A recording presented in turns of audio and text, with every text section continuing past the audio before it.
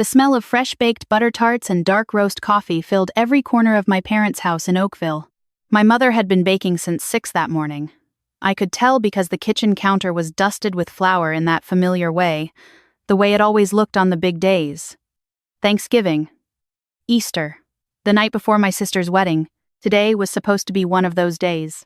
I was standing near the dining room table, adjusting the centerpiece, a fall arrangement my mother had picked up from the farmer's market on Lakeshore, when my husband leaned close to my ear and said, very quietly, so no one else could hear, "Before tonight goes any further, you should look at the charity's public filings." I stopped what I was doing. He didn't say anything else. He just straightened up, picked up his coffee mug from the counter, and walked toward the living room where my father was watching the pregame. I stood there with a pine cone in my hand and felt something cold move through me that had nothing to do with the November air coming in under the front door. My sister was arriving in 40 minutes. My name is Claire. I was 31 at the time, working as a project coordinator for a mid-size construction firm in Burlington. My husband, David, had spent 22 years with the RCMP before taking early retirement the previous spring. He was methodical in a way that most people found either reassuring or unsettling, depending on how well they knew him. He never said things to be dramatic. He never brought things up at inconvenient moments unless he genuinely believed the moment mattered, which is why I didn't brush off what he'd said. My sister Renata was 38. She was 5 years older than me and had always been, in the language of our family, the one who made something of herself. My parents said this with love. I understood that, I truly did, but it had a way of landing that left a small bruise, even after all this time. She had a master's degree in nonprofit management from Western. She had a beautiful townhouse in Mississauga. She drove a car that cost more than my first 2 years of rent combined. And for the past 4 years, she had been the executive director of a children's literacy charity called Pages Forward, which operated across southern Ontario and had recently expanded into New Brunswick. The gala the month before had raised just over $1 million. Our parents had been at the table that night, seated near the front. My mother had cried. My father had talked about it every single week since then. When Renata walked through the front door that afternoon, she was wearing a camel coat I didn't recognize, and carrying 2 bottles of Niagara wine, one red and one white, the kind that come in the nice wooden box. She hugged my mother for a long time. She ruffled my father's hair the way she always had since we were kids, and he laughed in that deep, helpless way that only she could get out of him. I watched all of this from the kitchen doorway and thought about what David had said. I pulled out my phone and typed, "Pages Forward Charity Filing CRA." The Canada Revenue Agency requires registered charities to file a T3010 every year. It's a public document. Anyone can look it up on the CRA charity registry. I had never had a reason to look up my sister's charity before that afternoon. I wouldn't have known what I was looking at, honestly, if David hadn't spent 2 decades reading financial disclosures as part of his work. But even I could see that something was off. The total revenue listed for the previous fiscal year matched roughly what I'd heard: donations, grants, fundraising events. But the line items under management and administration were not what I would have expected for an organization that talked constantly about putting every dollar toward literacy programs. The compensation listed for senior leadership was listed in a range. The range was wide. And there was a line under other expenditures that was vague in a way that made my stomach drop a little. I'm not an accountant. I want to be clear about that. What I saw on my phone screen in my parents' kitchen while my sister laughed in the next room was not a smoking gun. It was more like a smudge in the corner of a photograph, the kind of thing most people would scroll past without a second thought. I went and found David near the window in the living room. My father was talking to him about the Leafs. I waited until there was a natural pause, and then I touched David's arm lightly, and we stepped into the hallway. "What did you see?" I asked quietly. "The admin overhead," he said. "It's high, and it's been climbing every year for 4 years. That could be legitimate." "It could be," he said. He wasn't arguing. He was just laying out what he'd seen, the way he always did. But the programming spend as a percentage has been dropping at the same rate the overhead has been rising, and the director's compensation sits in the upper band of the disclosed range. I looked at him for a moment. "How long have you known about this?" "I've had a feeling for about 6 weeks," he said. "A contact from my old unit mentioned Pages Forward in passing. There's been a quiet inquiry, nothing formal yet. I wasn't going to say anything tonight, but then your father gave that toast at lunch and He paused. "I didn't want you to be the last one to know." I leaned against the wall and looked at the ceiling. From the living room, I could hear my mother asking Renata whether she wanted the turkey carved now or in 20 minutes, and Renata saying, "Oh, whenever's easier for you, Mom," and my mother saying, "Nothing is ever any trouble, sweetheart." I got through dinner. I don't fully know how. The turkey was good.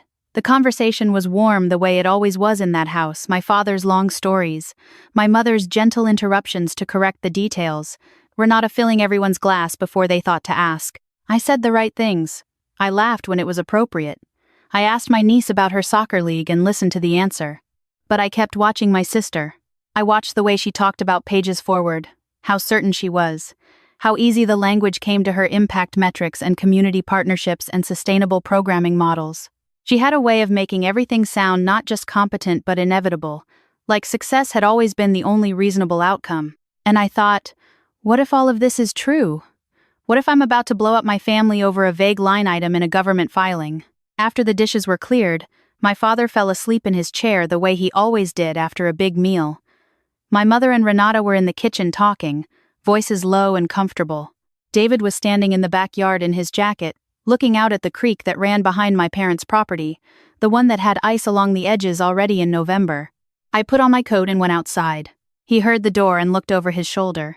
"I need to talk to her," I said. He nodded once. "Do you want me there?" "No," I said. "Not yet." I asked Renata if she wanted to take a walk. She looked at me for just a second longer than normal before she said, "Yes, let me get my coat." We walked down the street the way we used to when we were teenagers, hands in our pockets, shoulders hunched against the cold, the streetlights starting to glow in the early dark of November in Ontario. I didn't ease into it. I had decided, standing in the backyard with David, that there was no kind version of this conversation. There was only a direct one and an indirect one, and the indirect one would make things worse. "I need to ask you something about pages forward," I said. "And I need you to be honest with me." She kept walking. "Okay. The CRA filings. The overhead is high, Renata. It's been climbing for 4 years. The programming spend has been going the other way." Silence. 2 houses. 3. "You looked up our filings?" she said finally. David flagged it. Another silence. Longer this time. He flagged it. Her voice had changed. Not angry, something more careful than that. "Of course he did. Renata. Claire, do you have any idea what it costs to run an organization at our scale?" She turned toward me slightly, not stopping. "The infrastructure, the HR, the compliance requirements alone we're operating in 4 provinces now. This isn't a bake sale. There are real costs." "I know that," I said. "I'm not saying there aren't. I'm asking you whether all of it is above board. Why wouldn't it be above board?" "I'm asking you directly," I said. "I'm not accusing you of anything. I'm asking." She stopped walking. I stopped too and looked at her. The streetlight caught the side of her face. I had known this face my whole life. I had shared a bathroom with this face for 18 years. I had watched it cry at our grandfather's funeral and laugh so hard at my wedding that mascara ran down to her jaw. "There were some decisions I made," she said slowly, "about how we classify certain expenses. Legal advice, executive development, some travel that could reasonably fall into either programming or admin, depending on how you look at it."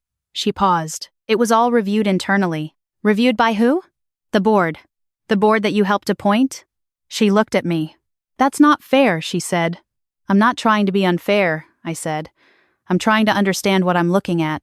The wind came off the street and she pulled her coat tighter. She looked away, down the road toward the park at the end of the block where we used to ride our bikes, the one with the climbing structure that had been replaced twice since then. "There was a condo," she said quietly, "in the distillery district. We used it for the organization, used it for donor cultivation, retreat-style meetings, that kind of thing." I waited. "It was purchased through an operating line," she said. "Not donor funds, specifically." But she stopped. "But what?" "But the line of credit was secured against the charity's assets." She said it the way people say things they have rehearsed, saying to themselves, late at night, hoping they'll never have to say them out loud. Which means, technically, the asset backing the debt was the charity. I stood there. The cold had gotten serious. My breath was visible. Down the block, a neighbor's dog was barking at something in the dark. "Does the board know all of this?" I said. "The full picture?" "They know what's in the filings." "That's not what I asked." She didn't answer. I looked at my sister for a long moment. She wasn't looking at me. She was looking at the ground, at the wet leaves stuck to the sidewalk, and something about her posture reminded me of when she was 17 and had scraped my father's car backing out of the driveway and had stood in the garage for 2 hours trying to figure out how to tell him. "Renata," I said. "How much?" She finally looked up. "The condo purchase," she said, "was $420,000. I didn't sleep that night. We drove home to Burlington in near silence. David didn't push me to talk. He put on the radio low CBC overnight, some current affairs call-in show, and let me sit with it. When we got home, I made tea I didn't drink and sat at the kitchen table and stared at the backyard until about 2 in the morning. Then I went and sat on the edge of the bed and said his name softly. He was awake immediately. 22 years of night shifts will do that. "Walk me through the exposure," I said. "If this comes out formally, what happens to Pages Forward? What happens to the donors? What happens to her?" He sat up. He didn't turn on the light. "If the inquiry goes formal and they find what they're likely to find," he said, "Pages Forward loses its registration. The programming ends. Everyone who gave money thinking it was going to kids learning to read," he paused. "It's not criminal, necessarily, the way she's described it. Misuse of charitable assets, improper disclosure. But it's serious.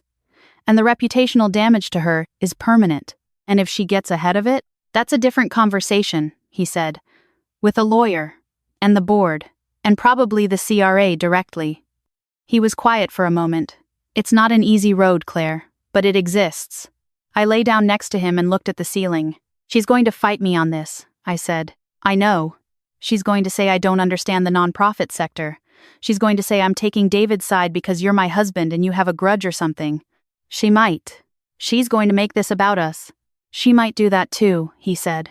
"And then maybe she'll stop. And think about those kids." I closed my eyes. I called her the next morning before David was awake. She answered on the second ring, which told me she hadn't slept either. I didn't give her the chance to set the terms of the conversation. I said, "I love you, and I am not your enemy.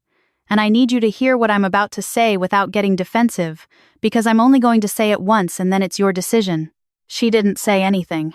"You need to talk to an independent lawyer," I said. "Not the Charities Council, someone outside. Today, if possible. And you need to go to the board with the full picture, not the version in the filings. And I think you need to call the CRA before they call you." "Claire, I know it's terrifying," I said.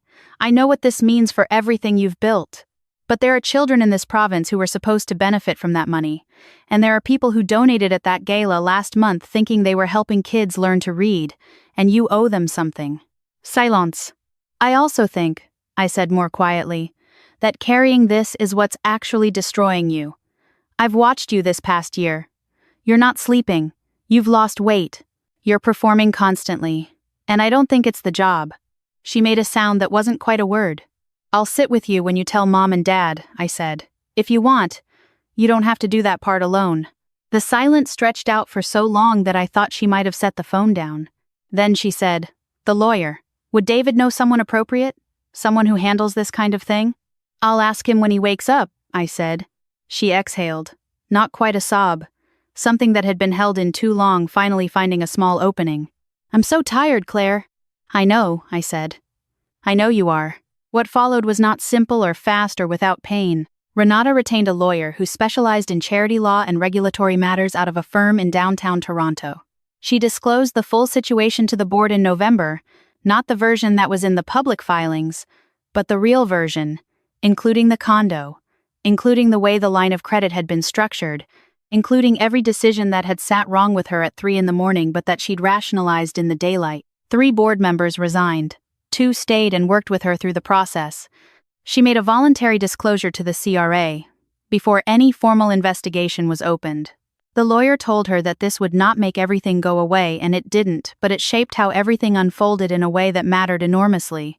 Pages Forward did not lose its charitable registration, though it came close. There were conditions. An independent financial monitor was appointed for 2 years. Renata stepped down as executive director in January, which she had offered to do voluntarily from the start. The organization restructured, brought in new leadership, and the programming, the actual tutoring and book distribution and school partnerships continued. She did not face criminal charges. What she had done occupied a legal gray area that her lawyer navigated carefully, and the voluntary disclosure and cooperation counted for something real. My parents found out in December. We sat together at that same kitchen table in Oakville, the one with the fall centerpiece long put away, replaced with the small wooden advent calendar my mother had used every year since Renata and I were small. My father was quiet for a very long time. My mother cried, but not in the way I had feared. She cried like someone who was relieved to finally understand something that had been wrong for a while without being nameable. My father looked at Renata for a long time and then said, "You're going to fix it." "It wasn't a question," Renata said. "I'm already fixing it." He nodded. He reached across the table and covered her hand with his, the same hand that had ruffled her hair her whole life. He didn't say anything else. A year later, Renata was working as a consultant for a firm that helped small nonprofits with governance and financial compliance. She was good at it. Of course she was. She understood exactly where the gaps were, because she had fallen through them herself. We didn't go back to normal right away. I want to be honest about that, because I think people expect these stories to end in a clean restoration of everything that was before. That's not what happened. There was a year of careful conversations, and some silences that lasted longer than they should have, and at least one dinner where the whole family was together, and no one mentioned Pages Forward, and the effort of not mentioning it was its own kind of weight. But we got through it. One Sunday the following autumn, I was at my parents' house again. The kitchen smelled like butter tarts again. My father was in his chair watching the pregame. My niece was in the backyard, kicking a soccer ball against the fence in the November cold, with the kind of focus only children can sustain. Renata and I were standing at the counter, and she said without looking at me, "I never thanked you." "You don't have to," I said. "I know I don't have to," she said. "I'm doing it anyway." I handed her a mug of coffee. She took it. We stood there for a moment side by side, watching our mother fuss with the table settings in the dining room, straightening things that didn't need straightening, the way she had done at every family gathering for as long as either of us could remember. David said once, I told her, that the hardest part of his job was when someone almost did the right thing, when they got 90% of the way there and then stopped. Renata was quiet. "You didn't stop," I said. She looked into her coffee mug. Outside, my niece had scored an imaginary goal and was doing a celebration run along the fence with her arms out. "I almost did," my sister said. "I know," I said. "But you didn't." My mother called from the dining room that the turkey was ready to come out if someone could help her, and we both set our mugs down and went to help, the way we always had, the way I expect we always will.